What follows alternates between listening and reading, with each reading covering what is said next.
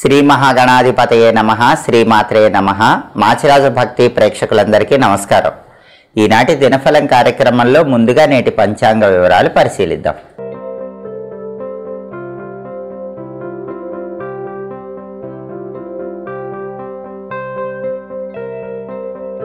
ఫిబ్రవరి 13 గురువారం దినఫలాన్ని పరిశీలిస్తే పాడ్యమి తిథి రాత్రి 8:22 వరకు ఉంది. మఖా నక్షత్రం రాత్రి 9:06 వరకు ఉంది. గురువారం మఖా నక్షత్రంతో కలిసి వస్తే ముసల యోగం ఉంటుంది. ఈ ముసల యోగం దుఃఖాన్ని కలిగింపజేస్తుంది. అంటే 12 రాశుల వాళ్ళు ముఖ్యమైన పని మీద బయటికి వెళ్ళినా, ముఖ్యమైన ప్రయాణాలు చేసినా, ఆ ప్రయాణాల్లో ఏదో ఒక దుఃఖం చోటు చేసుకునే అవకాశాలు ఎక్కువగా ఉన్నాయి. దాని నుంచి బయటపడే ప్రయత్నం చేయాలి. అలాగే ఇలాంటివి జరగకుండా ఉండాలంటే కొద్దిగా జీలకర్ర నోట్లో వేసుకుని వెళ్ళాలి. అప్పుడు ముసల యోగం ఉన్నప్పటికీ ఎలాంటి ఇబ్బందులు ఉండవు. అదేవిధంగా రాశిచక్రం చాట్లో గ్రహాల స్టేటస్ తీసుకుంటే గురువారానికి అధిపతైన గురువు వృషభ రాశిలో, శుక్రుడి ఇంట్లో, శత్రువు ఇంట్లో ఉన్నాడు. కాబట్టి ధనాన్ని ఖర్చు పెట్టేటప్పుడు 1కి 10 సార్లు ఆలోచించి జాగ్రత్తగా ధనాన్ని ఖర్చు చేసుకోవాలి. అలాగే సాంఘిక పరమైన వ్యవహారాలు నిర్వహించేటప్పుడు కూడా ఆలోచించి జాగ్రత్తగా అడుగులు వేయాలి. మఖా నక్షత్రానికి అధిపతైన కేతువు కన్యలో ఉన్నాడు కాబట్టి 12 రాశుల వాళ్ళకి కొద్దిగా ఆకస్మిక సమస్యలు ఎదురవుతాయి. అయినప్పటికీ అంతిమంగా వాటిని పరిష్కరించుకోగలుగుతారు. అలాగే నక్షత్ర బలాన్ని బట్టి కొన్ని ముఖ్యమైన పనులు చేసుకోవచ్చు. ప్రధానంగా మఖా నక్షత్రం ఉంది కాబట్టి నామకరణం చేసుకోవచ్చు, వివాహం చేసుకోవచ్చు. మంత్రతంత్ర విద్యలు గురువుల దగ్గర నేర్చుకోవటానికి మఖా నక్షత్రం చాలా మంచిది. పితృతర్పణాలకు కూడా మఖా నక్షత్రం మంచిది. సహజంగా అమావాస్య రోజు పితృదేవతలకు తర్పణం ఇస్తాం. అయితే మఖా నక్షత్రం ఉన్న రోజు కూడా పితృదేవతలను స్మరించుకుంటూ పితృతర్పణం ఇచ్చినట్లయితే చాలా మంచి ఫలితాలు ఉంటాయి. పితృదేవతల అనుగ్రహం కలుగుతుంది. అలాగే చెవులు గుట్టించడానికి మంచి రోజు, ఆభరణాలు కొత్తగా ధరించడానికి మంచి రోజు, నూతన వస్త్రాలు ధరించడానికి మంచి రోజు. అలాగే బోరింగ్ పనులు వేయటానికి కూడా, అంటే బోరింగ్ వేసుకోవటానికి కూడా మఖా నక్షత్రం మంచిది. విదేశీయాన ప్రయత్నాలకు, అబ్రాడ్ వెళ్ళటానికి చేసే ప్రయత్నాలకు మఖా నక్షత్రం మంచిది. తీర్థయాత్రలకు మంచిది. మోటారు వాహనాలు కొనటానికి, అమ్మటానికి, కొత్తగా కొన్నటువంటి వెహికల్స్ మొదటిసారి ఉపయోగించడానికి కూడా మఖా నక్షత్రం అనుకూలిస్తుంది. సంగీత విద్యలు నేర్చుకోవడానికి అనుకూలం. చేతి వృత్తులు అభ్యసించడానికి కూడా మఖా నక్షత్రం అనుకూలిస్తుంది. నక్షత్ర బలాన్ని బట్టి ముఖ్యమైన పనులన్నీ చేసుకోవచ్చు. అలాగే ఈనాటి దినఫలం కార్యక్రమంలో 12 రాశుల వాళ్ళ రాశి ఫలితాలు ఏ విధంగా ఉన్నాయో ఇప్పుడు మనం పరిశీలిద్దాం. ముందుగా మేషరాశి.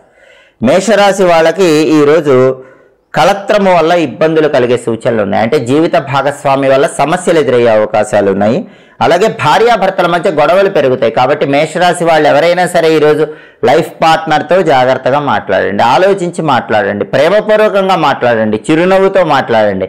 లేకపోతే చిన్న విషయాలే చిలికి చిలికి గాలి వానలాగా మారి పెద్ద గొడవలకు దారితీసే అవకాశాలు ఉన్నాయి. తస్మాత్ జాగ్రత్త. మేషరాశి వాళ్ళు ఎవరైనా సరే లైఫ్ పార్ట్నర్తో ఈరోజు చాలా జాగ్రత్తగా మాట్లాడటం మంచిది. తదుపరి వృషభ రాశి. వృషభ రాశి వాళ్ళకి ఈరోజు పుత్రమిత్ర కళత్రాదులతో సౌఖ్యంగా జీవించేటటువంటి యోగం కనిపిస్తోంది. అంటే జీవిత భాగస్వామితో ఆనందదాయకమైనటువంటి జీవితం ఈరోజు ఉంటుంది. మిత్రుల వల్ల మనసుకు ఆనందం కలుగుతుంది. సంతానం అభివృద్ధి వల్ల ఆనందం కలుగుతుంది. కాబట్టి వృషభ రాశి వాళ్ళకి అన్ని రకాలుగా ఈరోజు సౌఖ్యంగా జీవనాన్ని గడపడానికి అవకాశాలు ఎక్కువగా ఉన్నాయి. తదుపరి మిథున రాశి.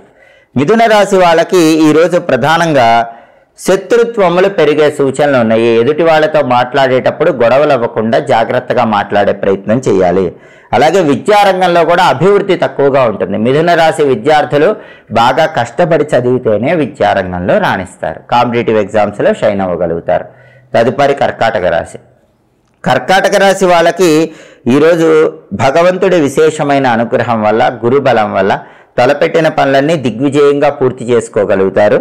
గురు భక్తి వల్ల ఈరోజు అద్భుతమైన ఫలితాలు అందిపుచ్చుకోవడానికి కర్కాటక రాశి వాళ్ళకి అవకాశాలు ఎక్కువగా ఉన్నాయి. తదుపరి సింహరాశి. సింహరాశి వాళ్ళకి ఈరోజు ధన నష్టం కలిగే సూచనలు ఎక్కువగా ఉన్నాయి. కాబట్టి ధనాన్ని ఖర్చు చేసేటప్పుడు 1కి 10 సార్లు ఆలోచించి జాగ్రత్తగా ధనాన్ని ఖర్చు చేసుకోవాలి.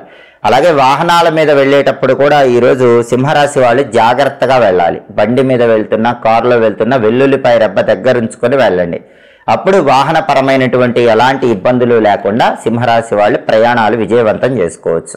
తదుపరి కన్యారాశి. కన్యారాశి వాళ్ళకి ఈరోజు మాతృ సౌఖ్యం ఉంటుంది. సోదరులతో విశేషమైనటువంటి అనుకూల ఫలితాలు ఉంటాయి. అంటే తల్లిగారి వల్ల, సోదరుల వల్ల చక్కటి సత్ఫలితాలు కనిపిస్తున్నాయి. తల్లి తరపు బంధువుల వల్ల ప్రయోజనాలు చేకూరుతాయి.